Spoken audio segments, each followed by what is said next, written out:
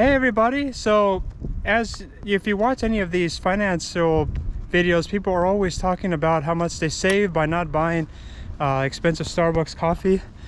And the truth is, as a result of the CCP virus spreading around the world, as you know, Starbucks closed their stores for indoor dining, so you can't really have a cup of coffee indoors. Now Starbucks is open, you can get your coffee, but it's to go or it's outdoor dining only, and I'm not really a big fan of that, because personally the reason why I go to Starbucks is for the indoor experience. I want to be in an air-conditioned place. I want to hear the good music and just see the cheer of the baristas.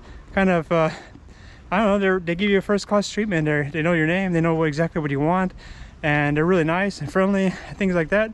So that's one reason why I go to Starbucks in the first place, actually. So I actually thought about it, how much I've been spending. Do you know, take a guess, how much did you save by not going to Starbucks for this? So you're not looking at the screen to make sure you're in. $700. Yeah. It's about $4 a day, I think. Well, actually, isn't it $5? It depends on the coffee. Oh, it was $4 or $5? It's... See, okay, I know at your Starbucks, a tall cup of coffee is probably $2.25. But here in Los Angeles and a lot of cities like Dallas and I think Florida and the Disneyland area and a whole bunch of other places, or Seattle especially, at the reserve bars they charge you more because it's single origin coffee and it's done on a Clover machine. So it could be $4 or $5, even $6 or $7 depending on the drink. So it does add up. And yeah, we probably did save. The siphon is $9. We probably did save $600 to $700 by not going to that's not Starbucks. The food you buy there. Yeah, that's not including the food. Like if you get a bagel, you get a croissant or so sandwich. More like $900 each. Yep.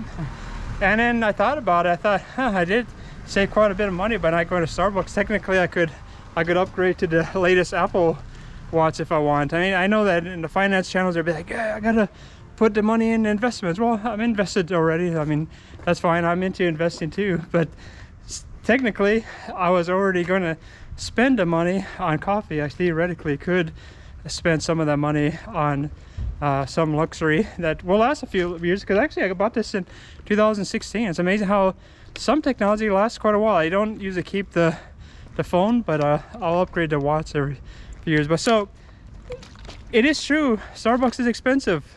That is quite a lot of money, $600 or $700. But let me tell you why it's worth it. A lot of it is because to a lot of people, including myself, it's like a WeWork. It's like a cheap WeWork. What do you think? Is that why you go to Starbucks? It's nice because it's better than staying in the room all day long. You cannot, but you can edit your videos technically at Starbucks because you don't have a computer set up to do that. You cannot edit the videos, which is why I wasn't really doing any editing, because I was at Starbucks too often. Oh yeah, so now as a result of not being able to go to Starbucks, you're actually being able to be more productive. I'm more productive now because I am forced to stay home. And that's one reason you're entertained right now with a better video than you otherwise would get. So it is true, Starbucks is an expensive luxury. If you intend to just get the coffee and take it to go, I would say that Starbucks is a waste of your money. If that's what you're doing, you're doing it wrong. That seems like a bad reason to go to Starbucks.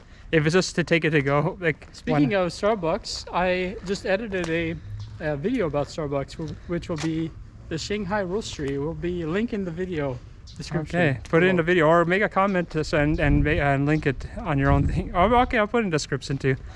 Yeah, well, basically in China, the part of the experience of going to the roastery was an amazing place. In fact, what's funny about it is that I had a better view of China at the time, even though the place had nothing to do with China. It's an American company and they were able to use their great know-how, and obviously a lot of the training is based upon American principles too. So I was like, oh, look at this Shanghai, there's a great Chinese experience here at the Starbucks. In fact, I didn't actually really want to hang out too much in Shanghai other than the Starbucks roastery, because it really, to me, it was one of the best places I've ever visited. And that was before I went to the Seattle roastery, which also was quite nice.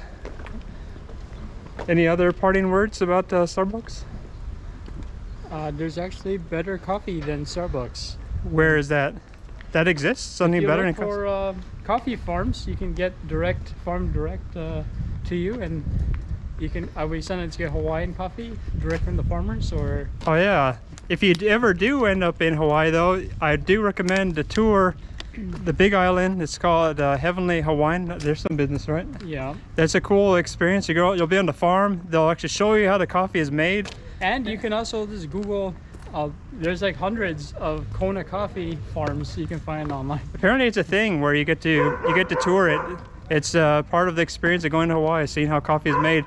And even though with that it's expensive coffee too, what you're paying for is experience. If you're just paying $5 just for the coffee, then of course that's a big waste of money. But what people spend their money on at Starbucks is for the experience, because coffee in reality is a commodity, so of course it should be deflationary over time. But that's not what Starbucks is offering. It's about it being part of the great experience. It's sort of like why you choose a higher end airline over another, because an airline is a commodity too. It just trying to get you to go to a different place.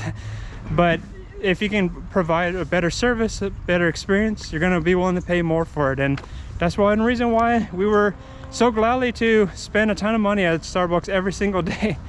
Anyway, I guess we're doing well by not spending all that money at Starbucks, and it's in our pocket instead of the pocket of the shareholders of Starbucks. So definitely hit the like button, and sorry if you're a shareholder of Starbucks, some of my money is not in your pocket lately, and subscribe and hit the notification bell, and talk to you in another video.